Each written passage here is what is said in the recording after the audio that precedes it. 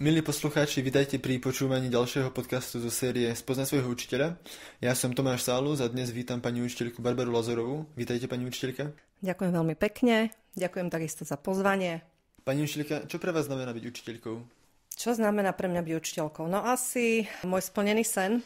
Najprv som učila bábiky, potom sme sa hrali s kamoškami na učiteľky a žiakov a v podstate som šťastná, že tento sen sa mi splnil a môžem toto povolanie vykonávať. A keď ste vlastne nastúpili do práce, tak sa splnili vaše očakávania? To, čo ste od toho čakali, alebo boli tam nejaké zmeny? V podstate očakávania sa splnili. Nemôžem povedať, že hneď v prvý rok som vedela, že je to to, čo chcem. Lepšie povedané, chcela som to, ale či ma to bude naďalej naplňať. Ja som vedela, že chcem ísť učiť. Nevedela som, či jazyky, či slovenčinu, či biológiu. V podstate tieto 4 predmety, nemčina, anglina, biológia a slovenčina ma veľmi zaujímali.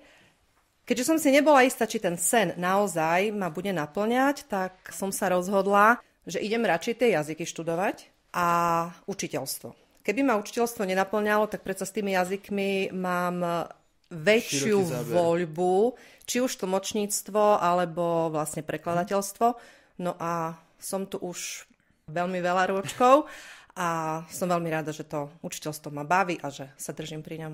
Prečo práve kombinácia nemčina a angličtina? Čo vás na týchto dvoch jazykoch baví? Začala som nemčinou už v 3. ročníku na základnej. Ako náhle som nejaké základy v priebehu 2-3 rokov získala, tak sa mi to zdalo málo a keďže sa mi to ľahko učilo, tak som si pribrala angličtinu. No a ako som už hovorila, s tými jazykmi má človek veľmi široké pole pôsobnosti, takže skúšala som ako samouk aj taliančinu, ale obdivujem každého jedného človeka, čo sa dokáže sám jazyk učiť. Ja som to nezvládla, síce 3-krát som začala s prvou lekciou, ale dúfam, že ešte sa k nejakému ďalšiemu 3. jazyku dostanem. Spája sa s takouto vášňou pre jazyk aj vášňou pre literatúru? Určite rada čítam, ale neviem, či je to až vášeň. V podstate ja som taký nenáročný čitateľ. Nekupujem si knihy, to môžem hneď povedať, lebo je to neskutočne drahá investícia, ale vážim si každého človeka, ktorý mi tú knihu požičia a kolegovia a známi a rodina vedia, že som knihomoľ. Hovorím, nie som taký vyhranený, že len tento spisovateľ, len tento žáner, len toto obdobie. V podstate, čo sa mi dostane, nie je zase brák. Také tie romanse, stylovka a podobné veci. Nie, trošku vyššiu úroveň, ale čokoľvek. Máte nejakých favoritov? Podľa nálady. Keď chcem, hovorím si, oddychnúť, to sú také nejakí neznámi autori, ale stále tam nejaký dej musí byť. Keď mám chuť sa trošku aj zamýšľať a trošku sa potrapiť nad dejom, tak určite Sparksa a Charles Martin a ešte Lugand. To sú celkom neznáme mená, pre mňa úprimne poviem. Náročné trošku čítanie, také psychologicko, dramatické, ale žiadne. Hlavne, že vás to baví. Určite. Pani učiteľka, vy ako učiteľ, ako ventilujete psychickú záťaž, ktorú máte v podstate veľmi často ako učiteľka? Určite v kruhu rodiny, najbližšej, ale potom aj tej širšej. Keď už chcem naozaj, že byť sama, ale to je málo kedy. Nezostávam doma, lebo 4 steny, to môžem kdekoľvek, aj tu v tejto miestnosti sa zavrieť, ale určite vonku do prírody, prechádzky.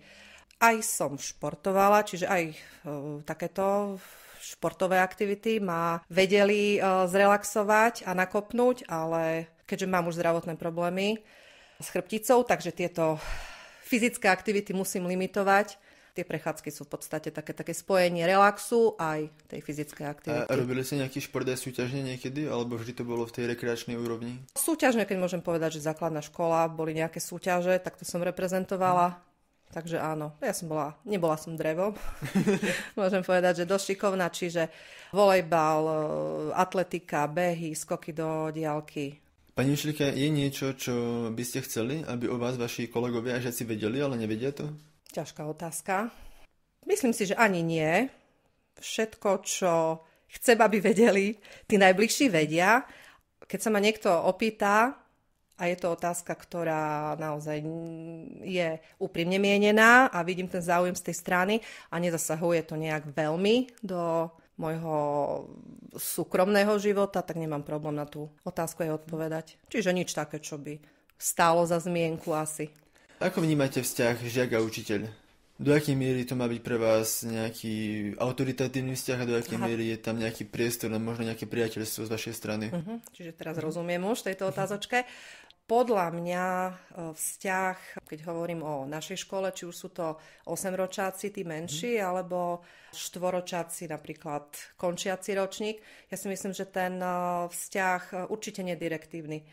Ja aspoň nedokážem mať takýto direktívny vzťah, čiže ja stále idem na tú úroveň ľudskosti, priateľskosti alebo priateľstva, ale zároveň rešpekt z oboch strán tam musí byť a určite nie prekračovanie hraníc, čiže nejaké pravidla určite, čiže taký, skôr by som povedala, nie benevolentný, taký demokratický prístup, navzájom si pomáhať, vychádzať v ústrety, také aj očko prižmúriť, ale musí to byť obojstranné.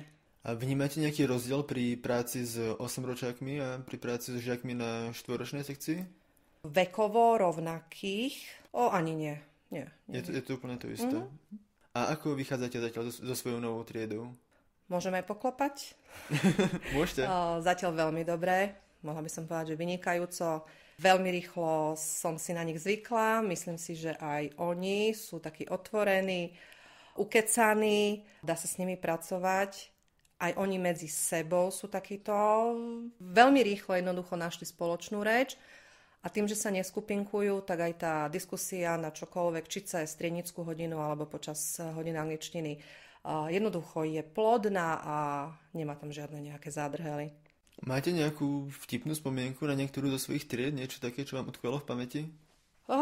Vtipná spomienka možno, ale to už neviem, ktorá trieda to bola. Ja som teraz 4. krát triedna. Mám pocit, že druhá moja trieda, čiže pár asi 80 rokov dozadu.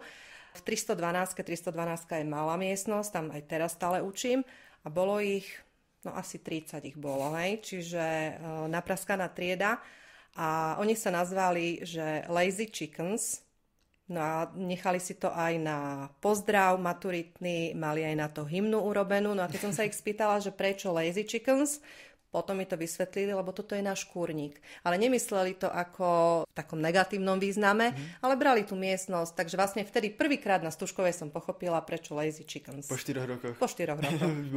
áno, asi tak. Ale predsa, niekedy je dôležité priznať niečo, aj keď radšej neskôr než radšej vôbec. neskôr ako vôbec, presne tak. Pani Žilika, o vás som počul, že máte veľmi zaujímavé dovolenkové plány zvyčajne, že chodívate na také pomerne netradičné miesta. Či by ste nám o tom vedeli niečo porozprávať? Neviem, či netradičné, ale my sme zvykli pred koronou s manželom a so synom chodievať stále na to isté miesto. Mali sme jedno také pod Zádarom 50 km dedinka Dráge, čiže Chorvátsko. No a potom nám to trošku korona narušila. Či sme zleniveli, alebo sme už mali strach, alebo sme si odvykli. Takže vlastne odvtedy chodíme, nazývam to, že nie Tour de France, ale Tour de kúpaliska po Slovensku.